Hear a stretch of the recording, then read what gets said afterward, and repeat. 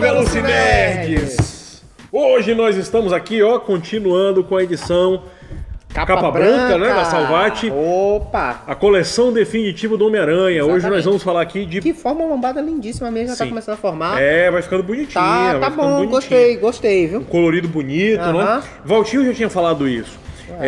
Que se a gente for comparar com as coleções capa preta e capa vermelha... A lombada, ela realmente é um pouco sem brilho, né? Uma coisa meio opaca. Então, eles melhoraram vários aspectos da edição. A capa ficou melhor. Significativamente melhor. Não, a arte que eles escolheram realmente ficou muito bonita. A lombada, o colorido eles estão também. Dando verniz, né? Em todas as edições. Sim, sempre vem com a reservazinha de verniz. Em cima do Homem-Aranha, normalmente.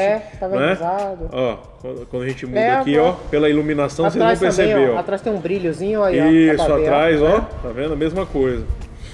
Muito boa, viu? E o preço tá bom ainda, né? Sim, tá bom. Essa aqui foi a de R$29,90. Não é? Foi a de R$29,90, que essa equivale a número 2 dessa coleção da Salvat. Isso, exatamente. Embora ela vá se colocar no patamar das edições, agora está com R$42,90. Essa aqui é a edição denominada Percepções do Todd McFarlane no roteiro e nos desenhos. Né? Exatamente. Pra quem gosta da arte do cara. Eu sei que tem gente que não gosta, nós adoramos. Então... Não, mas sabe, vamos lá, já falando da arte. Né? Sabe que antigamente, quando eu tive aquela primeira coleção de quadrinhos, tal, eu gostava da arte do McFarlane. Gostava muito, eu achava fantástico. Até hoje eu gosto. Eu gosto. Por acaso, estou com a camisa. Exatamente. Eu gosto ainda. Só que hoje eu já tenho uma visão um pouquinho diferente. Ela talvez não seja... Antes eu achava... tipo, incomparável com qualquer outra. E ainda é incomparável. Naquela época também, a gente não tinha uma arte diferenciada tanto. Hoje... Então, acho talvez por isso. Você tocou num ponto hoje crucial aí. Porque diferente. Se você for parar pra ver, ele tem uma arte que é bem caricata, acho que Valtinho adoraria. Valtinho adoraria, né? Que ele gosta muito. Os rostos dos repórteres, Mas ao mesmo tempo, os traços que ele usa, às vezes eles são muito carregados, assim, meio sujos, né? Então, é isso que eu ia falar isso. Sombreamento meio... eu acho isso. Ele tem um traço muito sujo. Por exemplo, o trabalho que ele fez no Spawn... Tá bom, mas Spawn é sujeira do início ao fim, né? Fica perfeito. Quando os quadrinhos dele estão tratando de temas mais noturnos, algo nesse... Que é o caso aqui. Exatamente. Eu acho que o traço dele casa melhor. Né? A fase dele com Venom, foi... Pois é. Fantástico. Não, e assim, essa história... Inclusive esse Venom com a mandíbula deslocada, aqueles traços exagerados, né? O próprio Homem-Aranha com essas lentes gigantes que ele coloca. Essa edição, ela não vem só a Percepções, ela vem duas edições anteriores. Máscaras. Isso, máscaras, que mostra ele com embaixo com o Duende Macabro, na época que o Duende Macabro realmente virou Duende. Isso, ele ganhou poderes místicos. Isso, ele ganha os poderes. E o traço do McFarlane é totalmente apropriado para esse Duende Macabro aqui. Eu só não entendi muito porque ele colocou... Acho que é para compilar as histórias do mesmo desenhista, no caso autor também. Mas é totalmente fora de contexto. Porque a história é exatamente isso que eu ia falar. A revista fala Percepções, mas a Percepções, na verdade, é uma sequência de... São 5 histórias, né? 5 histórias que vem depois dessa história citada por Iosca do Duende Macabro. Porque, na prática... Que não tem conexão. Não sei se vai dar para perceber no vídeo, mas a parte máscaras é essa daqui, ó. Sim. É essa daqui. Então, veja que ela complementa realmente o volume, porque Percepções seria só essa parte aqui. Então talvez a Salvat tenha se preocupado com o volume que ficaria, né? E aí botou mais uma história do mesmo, né? Do mesmo desenho. Que continua, que vem da sequência, né? Que é do mesmo Todd McFarlane. Então, é isso. Porque vem Spider-Man de 6 a 12, aqui a numeração. Sim. Ela segue aqui justamente a numeração. Assumiu, né? Exatamente. E vamos lá, vamos falar da história em si. A gente tem essa primeira parte, como a gente falou. O que é, digamos assim, o especial, a coisa especial que tem nessa história, que é um dos encontros do Spider-Man, o Cabeça de Teia, com o Wolverine. E ainda no habitat do próprio Wolverine. Eles vão pro Canadá. Quem não sabe, né? O Wolverine é canadense. James Howlett, ou Logan, né? Como ele depois ficou conhecido. Sim. Mas, inclusive, essa edição a gente pode dizer que é Percepções. Ela é uma fase de encontros, Porque nessas duas edições iniciais aqui, com o Duende Macabro, quem aparece é o Motoqueiro Fantasma. O Motoqueiro Fantasma no início e o Wendigo depois, na fase exato. Mas que é já com o Wolverine. Até o Sasquatch aparece, mas isso, uma participação com o Pigmeu. O Pigmeu aparece, verdade. Mas é interessante que ela mostra realmente o encontro e o embate das visões, logo na parte inicial, justamente com o Duende... na história do Duende Macabro, com a participação do Motoqueiro Fantasma, e aí mostra a visão, porque o Motoqueiro Fantasma, pra quem não sabe... Exato, ele é o espírito da vingança, ele tá caçando, né, justamente demônios, etc. Enfim, a gente não vai entrar muito nesse contexto. Criminosos também com pessoas que tenham culpa, né? Que é o que o famoso olhar de penitência dele faz com que você seja punido pelas vítimas, seus atos geraram. Exatamente. Então mostra isso. E na edição que dá nome a esse volume, né, que é justamente Percepções, aí é o encontro com o Wolverine, que mais uma vez é um embate entre pontos de vista, né? Vamos dar o plot da história, né? Isso. A história é o seguinte, tem um assassinato no Canadá. Uma série, né? Uma série de assassinatos, na verdade. E esse assassinato é atribuído a uma criatura sobrenatural. Isso. Por conta disso. E inclusive, o que muda muito a opinião pública é que são assassinatos de crianças, né? São crianças que são encontradas mortas na floresta de um vilarejo, né? A gente pode dizer pequena. Uma cidade bem pequenininha lá no Canadá. E aí, por conta disso, o Peter Parker é enviado como um correspondente do Clarim Diário para investigar essas mortes. Exatamente. O que mostra um aspecto até interessante, né? Que é a exploração desse lado investigativo do Peter Parker, dele como repórter. Porque, não se esqueçam, ele é um fotógrafo, na verdade, mas se bem que ele vai acompanhar de um outro repórter, né? Para investigar essas mortes. E a partir daí, tem todo um mistério a ser resolvido e ele conta com a ajuda do Wolverine, que estava lá. Que na verdade o Wolverine ele já estava lá fazendo o lado dele das investigações. Como o Peter Parker chega, né, aí acaba que aí na verdade o Wolverine é que chama o Peter, né, para ajudar, né, enfim. Porque é justamente uma das coisas interessantes dessa edição, porque ela tá nessa coleção definitiva do Homem-Aranha. Porque além de ser um dos primeiros encontros entre ele, não foi o primeiro encontro entre ele e o Wolverine, houveram outros, mas ela explora essa questão da visão dual dos dois. Então o Wolverine tem aquela visão da selvageria, né? Dos seres não racionais, digamos assim. Então ele defende os animais, ele defende, né, aquelas criaturas mais selvagens, o aspecto das criaturas selvagens. E o Homem-Aranha é o herói urbano, é aquele que faz o papel da compreensão do lado da civilização. E o Todd McFarlane trabalha justamente essas duas visões, né?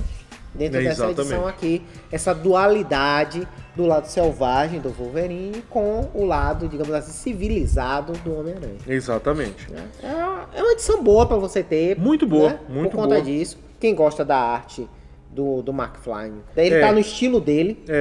Não, e o que é interessante também em relação ao McFarlane como escritor, como autor, é interessante porque mostra, assim, o Peter Parker e o próprio Homem-Aranha, né? Ele sempre teve aquele espírito bem piadista, não é? Sim, verdade, não é? Verdade. E eu lembro que eu gostava muito da escrita do McFarlane justamente por isso, porque ele fazia as piadas do Peter ficarem bem mais leves, bem mais piadas, não é? Sim. Piada mais piada do que o normal, se é que vocês me entendem, não é? E quando você combina com a arte, não é? Ele tinha algumas sacadas, por exemplo, tem uma cena, depois a gente coloca a inserção, só para vocês terem uma noção, que justamente o repórter, o escritor, não é? O repórter e escritor que está acompanhando o Peter Parker lá nessa história, vai chamar o Peter lá no quarto do hotel deles. O Peter atende a porta, ele tá com uma cueca, um pijama do Gato Félix, não é? Então tinha umas sacadas assim bem sutis, mas que eu gostava. Que tava na questão da narrativa visual. Exatamente, exatamente. O que eu acho interessante, eu acho que a arte dele combina com esses personagens mais violentos, que é o caso do Wolverine. Agora, não é uma história muito de ação, né? Ela é uma história mais investigativa, ela tem ação, mas não espere algo, sei lá, no nível do Mark Miller, por exemplo. Ela é um pouco mais comedida na questão da ação e ela tem uma narrativa mais de investigatória nessa linha. Então, né, quem tá esperando algo, né, mais digamos assim, agitado, não é exatamente. Não vai encontrar isso exatamente aqui. E uma coisa interessante que vale mencionar aqui é que tem uma personagem que aparece nessa história que é justamente uma repórter também, né? Que ela tá fazendo um bocado de divulgação. Moral, né? Exatamente. E ela é salpicada de notícias. Sim. Como se fossem as manchetes dos jornais. Sabe o que isso me lembrou? O Frank Miller. É o que eu ia falar. Se você pegar o Cavaleiro das Trevas... É bem isso aí. O Cavaleiro das Trevas... da mídia. Tudo, exato. No Cavaleiro das Trevas, fazendo um comparativo aqui, né? Com a liberdade de comparação aqui... Lá eles usam a mídia televisiva. Sim, para mostrar justamente o outro lado. Isso. Eu acho que o tempo inteiro, exatamente, é o tempo inteiro mostrando as visões dos jornais, com vários repórteres falando, porque o Batman fez isso, o Batman fez aquilo, etc, etc. A gente vai resenhar, a gente sabe o que você quer, a gente vai resenhar. Em breve, aguarde. É porque existe uma preparação maior. Exatamente. A gente vai fazer. Mas nesse, ele mostra justamente a visão sensacionalista, diga-se de passagem, que faz parte do embate moral que é tratado na história, não é? Como sempre a Marvel traz essas questões extras, né? Exatamente.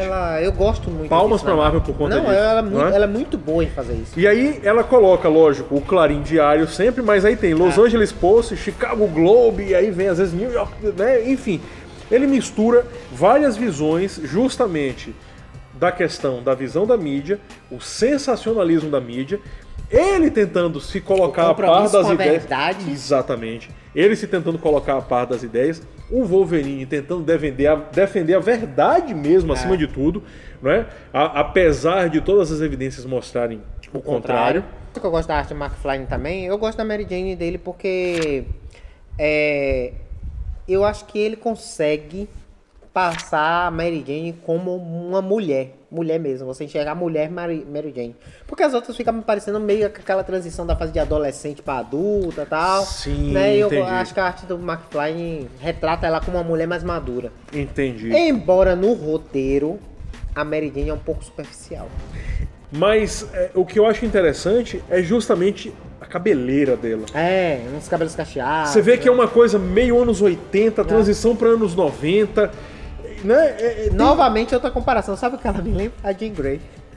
Com esse cabelo na fase Fênix, verdade, a Jean Grey na fase Fênix, é verdade. Nem lembra. Que é um cabelo ruivo, né? Isso, bem. E ele faz questão de botar aquelas camadas, vários tons. Exato. Porque o traço do McFarlane, é pena que o Valtinho não tá aqui pra falar isso, mas o traço do McFarlane, ele é meio exagerado em alguns aspectos. Sim. Pode ver a própria teias. E ele faz uma piada com isso no quadrinho. Sim. Ele fala, eu não sei porque eu uso tanta teia e mostra. Exatamente. Teia pra tudo quanto é lado. E a teia do McFarlane, ela é muito característica, porque a teia por si só é muito suja. Ela tem vários elementos ao redor, assim, não é só aquele fio, não é? Então a arte dele, a arte do McFarlane, ela contribui muito para dar muita profundidade às histórias que ele mesmo escreve. Sim. Talvez por essa carga, né, dessa sujeira, né? Esse sombreamento, às vezes exagerado. Quando ele faz uma edição que explora esses heróis que agem da noite, que é o caso da história do Homem-Aranha aqui. Sim. Não é exatamente o plot do Homem-Aranha, mas nesse caso ele é tratado dessa forma, como alguém que age meio que às escondidas. Tem uma razão para isso. E vocês vão ver no quadrinho. Exato. E o próprio Wolverine também. Exato. A arte dele casa muito bem. Né? Então, a narrativa visual, eu acho, tá muito bem representada aqui, com o roteiro que é dele mesmo. Isso. Né? Só o colorista que é outra pessoa. Mas também a colorização não tem o que reclamar, não. Tá muito não, fica uma colorização bem típica, bem inclusive da época, né? Isso aqui deve ter. O McFarlane ele desenhou, acho que foi justamente nos anos 90, né? Exato. Então, uma fase até que não foi nem tão boa para quadrinhos, pelo menos, né?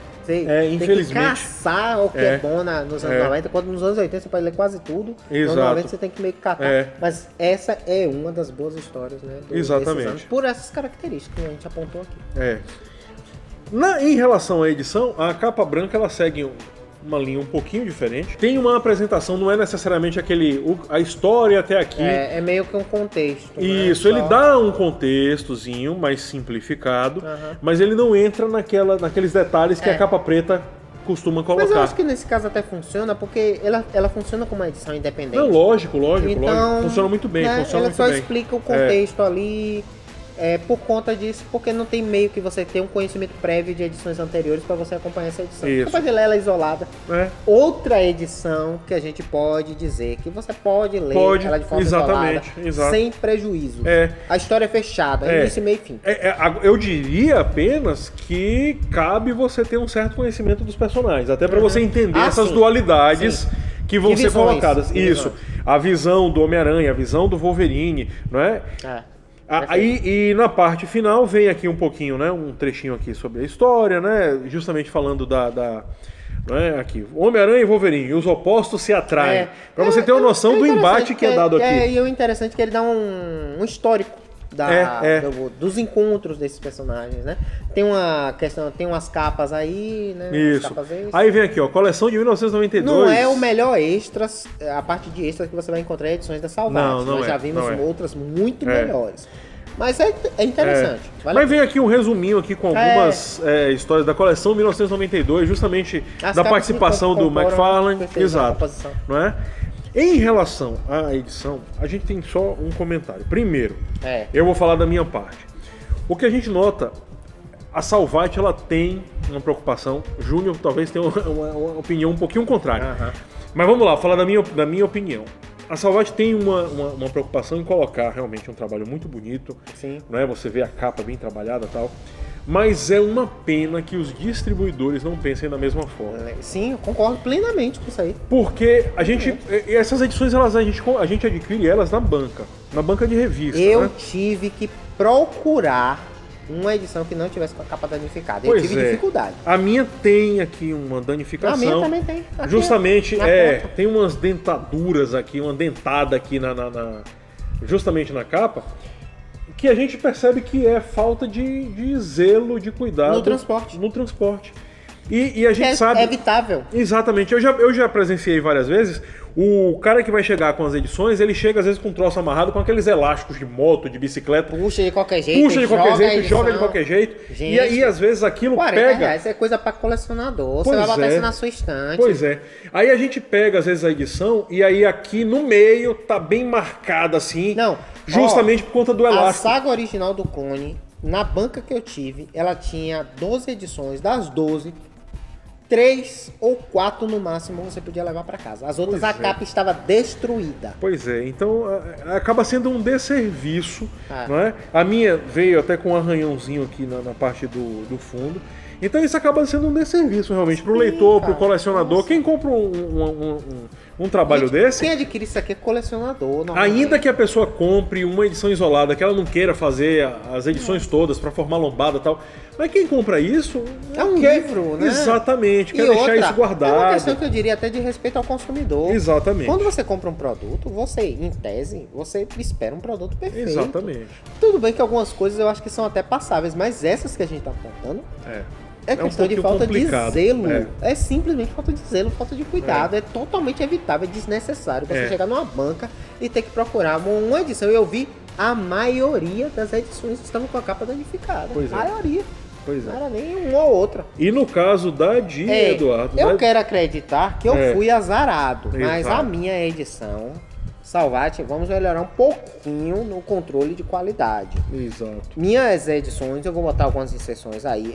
Espero, aí Joseph não tem, a gente já chegou aqui. A gente já mas já a comparou. minha tem páginas que faltou tinta para impressão. Você tem claramente problemas, né, na questão da tinta mesmo, de falta de tinta. E tem umas manchas que... não sei se foi tinta que respingou aqui. Eu só notei isso também nessa edição número 2. Então, é o que eu ia falar. Todas e só notei nessa. Quero acreditar que na busca por uma capa que prestasse... Você acabou sendo... né? Tive o azar de pegar uma edição... Sendo sacrificado no conteúdo interno. No conteúdo que eu só pude checar quando eu cheguei em casa. Exato. Infelizmente. Mas, de qualquer forma, a Salvati vem fazendo um trabalho muito bom, tá? E a gente apoia essas editoras, porque sem elas... Nós que fomos colecionadores, já lemos quadrinhos nos anos 80... Gente, com todo respeito a Abril, que eu sei que fazia o trabalho que ela podia naquela época, mas você não tinha uma edição dessa qualidade, não. Não tinha. Não tinha. As edições eram praticamente descartáveis, era pegar a lei e jogar fora. Papel Pisa-Bright, sempre. Uma ou outra graphic novel com papel crochê. Uma ou outra. Às vezes não na gramatura correta. Era aquele papel, o que ele falou, né, do Pizza Bright, aquele jornalzinho mesmo. E era do ruim, porque tem um papel Pizza Bright que tem uma qualidade melhor. Não era o caso lá, o papel Pizza Bright ruim. E ainda tinha a questão de ser formatinho, né? Obras que lá saíram em graphic novels, né? Em formato americano. O chamado formato americano, E aqui a gente pegava em formatinho. Não vinha tudo, né? Às vezes vinha histórias, inclusive, censuradas. A gente tem um histórico da própria Queda de Murdoch, que a gente já resenhou. A primeira publicação que foi feita para Abril nos anos 80 no formatinho tem censura de página. Tá vendo? Olha que coisa. Você comprar uma edição capada. Já com censurada, Pois é. Enfim, mas apesar dessas informações que a gente falou, que são muito mais aspectos físicos da obra, a história é muito recomendada, porque, como o Eduardo falou, não é a primeira, mas é um dos vários encontros que o Homem-Aranha tem com vários personagens, e esse é marcante com o Wolverine. Então é uma história que vale muito a pena. Funciona muito bem, se você conhecer um pouquinho dos dois personagens, funciona muito bem também de maneira isolada. Daria pra você ler tranquilamente. Tô a fim de ler uma boa história.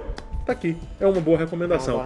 Como faria Valtinho, passaria boa parte do vídeo embaixo do braço e daria uns tapinhas no final pra dizer que a Lucinerds recomenda. Tá recomendado, viu? Então é isso, né? Então, podemos encerrar. Dar-nos por satisfeitos. Exatamente. Né? Trabalho cumprido. Todd McFarlane na edição Percepções. Equivale ao número 2 dessa edição Capa Branca da Salvage, que é justamente a coleção definitiva do Homem-Aranha. É isso aí.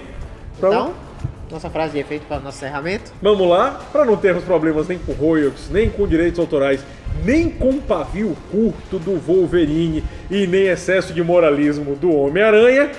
Bazinhos, que é Lucinerds. Grande abraço para vocês. Valeu, gente.